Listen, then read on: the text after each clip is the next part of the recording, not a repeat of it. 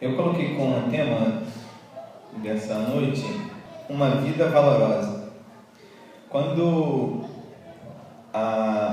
uma pessoa se torna exemplo para outros, uma pessoa se torna exemplo de comunhão, de humildade, de serviço, de santificação, essa pessoa ela deve ser valorizada por todos, principalmente pelo seu testemunho, né? A presença dessa pessoa precisa ser admirada por todos aqueles que estão à sua volta, e até os seus ideais precisam nos influenciar. Por exemplo, se eu tenho alguém que eu vejo que ele está fazendo algo benéfico, algo bom, eu preciso me espelhar nessa pessoa, talvez para fazer essa mesma coisa ou para fazer ainda coisas maiores. Jesus disse algo nesse sentido: se creres, ainda farão coisas maiores do que as que eu faço. Mas poucas pessoas que a gente vê no mundo afora têm as características do apóstolo Paulo, tanto na sua semelhança com Jesus, quanto no seu ministério de implantação de igrejas em um momento em que não existia num momento em que não existia tanta abertura, tanta possibilidade de ser implantada uma igreja. E dos exemplos que eu gostaria de ressaltar de Paulo para a gente é a comunhão com os irmãos.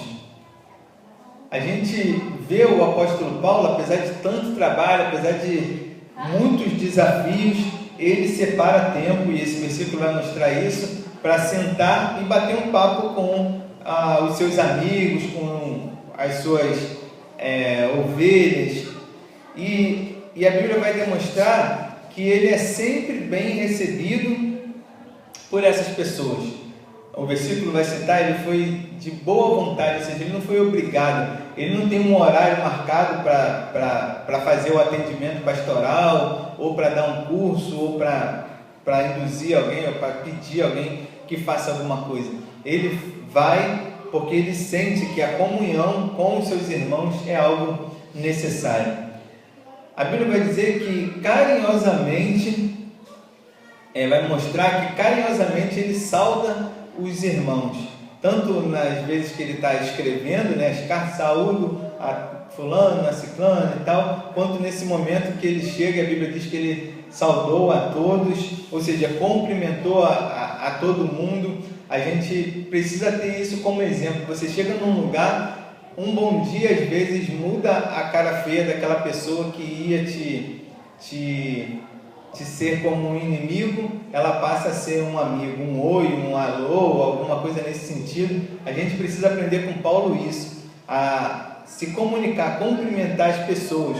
Bom dia, boa tarde, não é nem uma questão de carência, mas é uma questão de educação. E aí, nesses momentos, Paulo conta os detalhes da sua vida, os detalhes do seu trabalho. É interessante que muitos filhos não sabem o que os pais fazem, e assim sucessivamente também muitos pais não sabem o que os seus filhos fazem. E o apóstolo está ensinando assim: vale a pena você gastar tempo com as pessoas que você ama, para compartilhar, para fazer detalhadamente. Eu acho interessante quando eu vou na minha mãe e ela fala sobre comida, e eu gosto de fazer comida. Aí ela, mas como que você faz isso? Aí eu falo, eu boto arroz assim, faço assado. Mas assim, aí tem vezes que ela faz como ela aprendeu, mas eu faço como eu vi na internet, algo nesse sentido. E assim a gente vai crescendo, em comunhão uns com os outros. Uma coisa interessante também que a gente vê nesse pedaço é que Paulo mostra que contar os feitos divinos engrandece aqueles que às vezes nem fizeram nada, mas só o fato de ouvir, o que Deus fez através dele já abençoa outra pessoa. É interessante que nos dias de hoje a gente vê testemunho de pessoas que falam tudo o que ela fez. Não, eu fiz isso, eu fiz isso, fiz aquilo, fui preso, fumei, cheirei, bebi. E aí quando chega na hora que você acha que a pessoa vai falar do que Deus fez na vida dela, aí ela fala só assim: e depois eu nunca mais fiz nada. Aí parece assim, até então Deus existia, porque Deus permitiu você fazer tudo. E depois que você foi para a igreja, Deus morreu, porque você nunca mais fez nada e Deus não te usou. Antes Ele permitia, agora nem permitir, Ele permite mais que você faça. Interessante a gente ver a humildade de Paulo, de dizer que Deus faz tudo pela graça e pela misericórdia.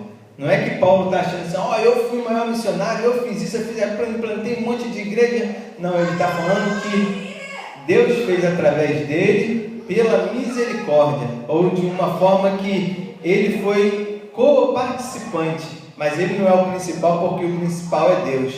E aí interessante também que ele vai falar assim, vocês viram quantos judeus se converteram? É uma frase que parece desapercebida, mas para os irmãos terem uma ideia, para que um judeu se converta ao cristianismo, ele chega a correr risco de vida. Muitos são excomungados, são abandonados pela família. Então, quando a gente vê essa frase assim, muitos judeus se converteram, é porque já naquele tempo era uma coisa extraordinária. É muito difícil você debater com um judeu, porque primeiro ele não acredita que Jesus é o Messias, ou que Jesus é Deus. Então, para vocês terem noção do que Paulo está falando, uma coisa que parece tão simples. E ele fala, vocês viram quantos judeus se converteram? E por último ele vai falar também que muitos gregos se converteram. Os gregos também eram pessoas de altíssima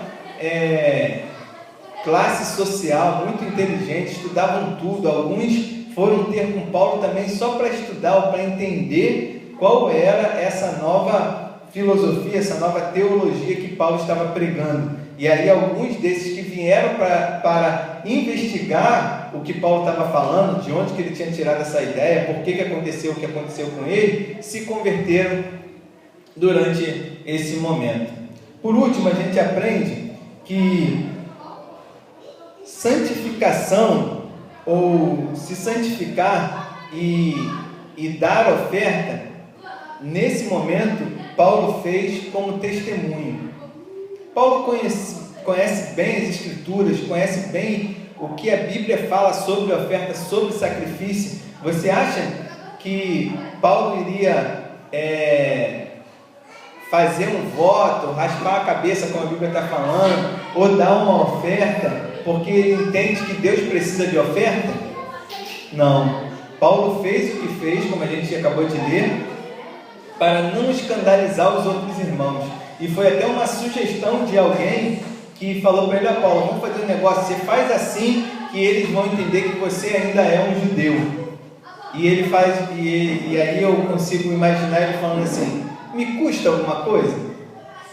Raspar a cabeça, me custa alguma coisa me submeter a uma cerimônia religiosa de santificação, de purificação, de sacrifício? Ele sabe que Jesus é o sacrifício eterno, mas aí ele fala assim, não, para os irmãos ficarem brigados, para os irmãos não quererem me ouvir, não me custa nada entregar uma oferta. E aí a Bíblia vai dizer qual seria a oferta, se era um animal, se era um dinheiro, ou algo nesse sentido. Não me custa nada sacrificar. E aí a gente pode parar e pensar quantas pessoas a gente tem afastado do caminho porque a gente não tem um testemunho. Paulo está falando justamente isso, mais vale eu dar testemunho de humildade, de graça, do que eu servir como exemplo de escândalo ou as pessoas me interpretarem mal. E Paulo faz isso, ele oferece sacrifícios a Deus, também não era nenhum templo idólatra, e aí é mais ou menos isso.